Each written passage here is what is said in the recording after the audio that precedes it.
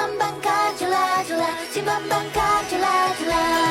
Si batu manikam di parjoget, sana manigatang di manginan. Si Bambang Kajula, si Bambang Kajula. Halo semuanya.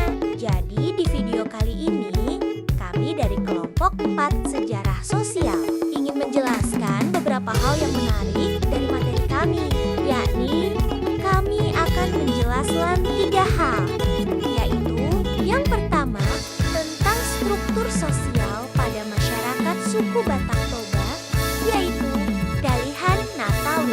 Yang kedua, kehidupan masyarakat suku Batak Toba pada masa kolonial. Dan yang ketiga, perubahan sosial yang terjadi pada masyarakat suku Batak Toba.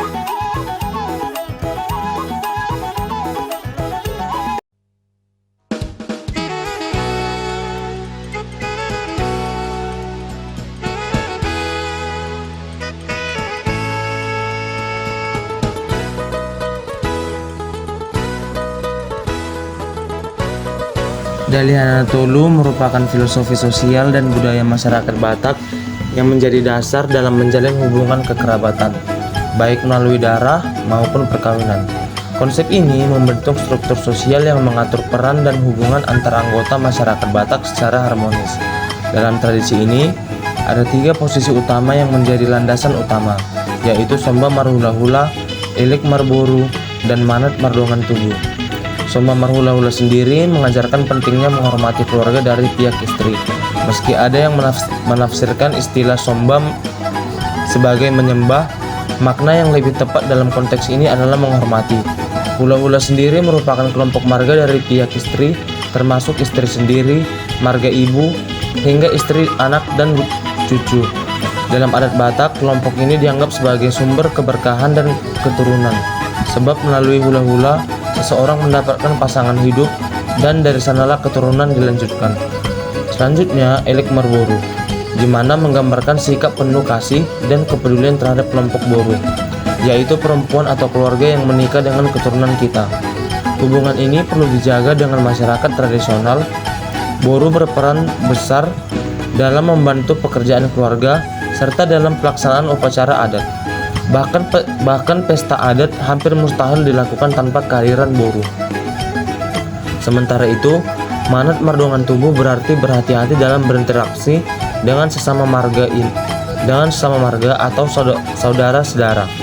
Karena kedekatan hubungan ini, potensi terjadinya konflik juga tinggi jika tidak disertai kehati-hatian. Ada pepatah Batak yang mengatakan bahwa kayu yang saling berdekatan akan mudah bergesekan, yang berarti bahwa kedekatan yang tidak dijaga bisa memicu perselisihan. Dalihan Nataru diibaratkan seperti tungku berkaki 3 yang hanya dapat berdiri kokoh jika ketiga kakinya utuh. Jika salah satu kaki hilang, maka keseimbangan akan hilang dan tungku tidak dapat digunakan. Hal ini berbeda dengan tungku berkaki 4 atau 5 yang masih bisa disesuaikan. Karena itu, keseimbangan Dalihan Nataru adalah mutlak dan tidak bisa diabaikan. Pada intinya, Dalihan Nataru mengajarkan nilai-nilai moral seperti saling menghormati, menghargai, dan tolong-menolong. Filosofi ini menjadi dasar etika sosial dan bahkan dijadikan pedoman hukum adat di daerah Tapanuli. Pemerintah daerah pun telah membentuk lembaga adat Dalihan Nataru melalui Peraturan Daerah Nomor 10 Tahun 1990. Lembaga ini bertugas menjaga, melestarikan, serta mengembangkan budaya lokal termasuk adat dan keseniannya untuk mendukung pembangunan daerah. Lembaga adat ini bersifat konsultatif dan beranggotakan para tetua adat yang memahami serta menghayati nilai-nilai budaya Batak. Keberadaannya tersebar mulai dari tingkat desa, kelurahan, kecamatan, hingga kabupaten.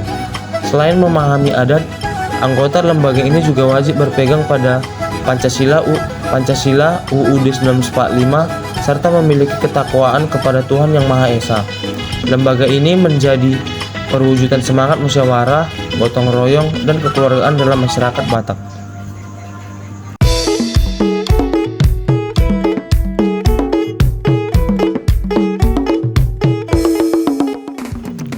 Kehidupan masyarakat Batak Toba pada masa kolonial merupakan sebuah periode penting yang membentuk banyak aspek kehidupan mereka hingga saat ini.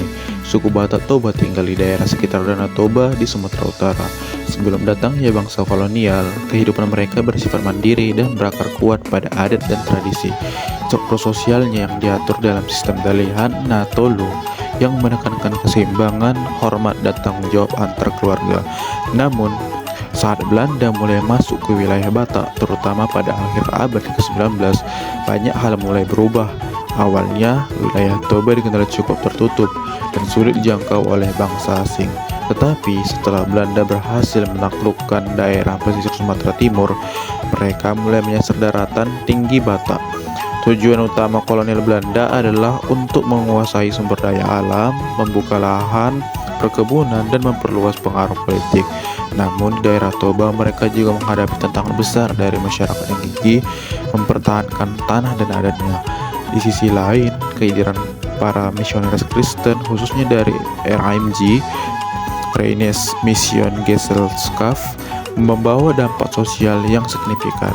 Mereka memperkenalkan pendidikan, bahasa tulisan Batak, dan sistem kepercayaan baru. Batak, masyarakat Toba akhirnya memeluk agama Kristen, tetapi tetap mempertahankan unsur adat mereka. Namun, penjajahan Belanda juga membawa beban pajak, kerja paksa, dan intervensi terhadap hukum adat. Misalnya dalam beberapa kasus, Belanda mencoba mengubah sistem kepemimpinan tradisional dari yang sebelumnya ditentukan oleh adat dan marga menjadi sistem administratif kolonial. Hal ini menimbulkan ketegangan antara masyarakat lokal dan penguasa kolonial.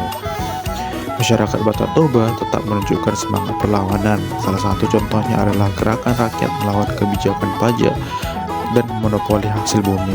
Meski tidak sebesar perlawanan di daerah lain seperti Aceh, semangat mempertahankan adat dan tanah tetap hidup dalam budaya Batak hingga kini.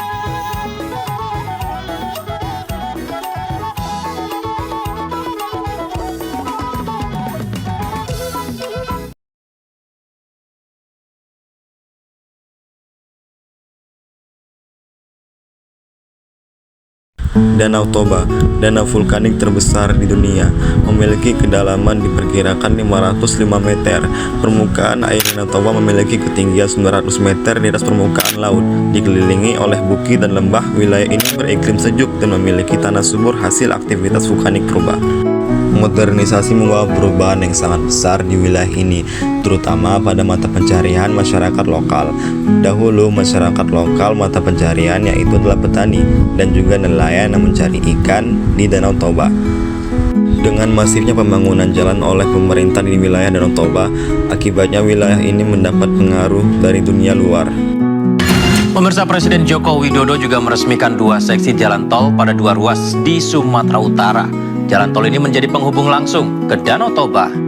Dengan berbagai kemajuan tersebut, menjadikan masyarakat Toba memiliki ragam pekerjaan, terutama dalam sektor wisata. Yang pertama adalah pemandu wisata.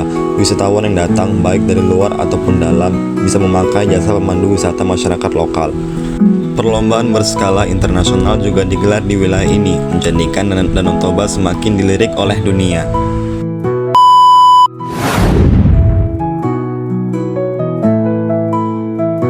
Masyarakat Batak Toba dalam melakukan upacara adat biasanya memakai alat musik tradisional dalam mengiringinya. Namun hal itu berubah. Penggunaan keyboard dalam alat musik unding-undingan membuat musik Batak lebih kaya. Meski begitu, hal itu juga membawa dampak negatif. Kalau biasanya instrumen Batak tradisional itu dimainkan sedikitnya oleh 5 orang, kini sudah bisa dimainkan hanya dengan 2 orang saja.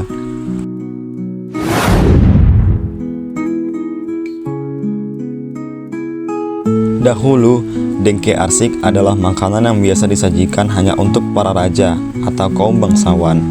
Namun, hal itu semua berubah seiring dengan perkembangan zaman. Semua masyarakat Batak ataupun orang yang bisa memasaknya seperti yang dalam video tersebut, itu bisa memasak arsik dan dapat memakainya. Jadi, masakan Batak, terutama masakan dengke arsik itu yang tadinya hanya untuk bangsawan ataupun para raja Batak aja, sekarang bisa dinikmati oleh masyarakat biasa.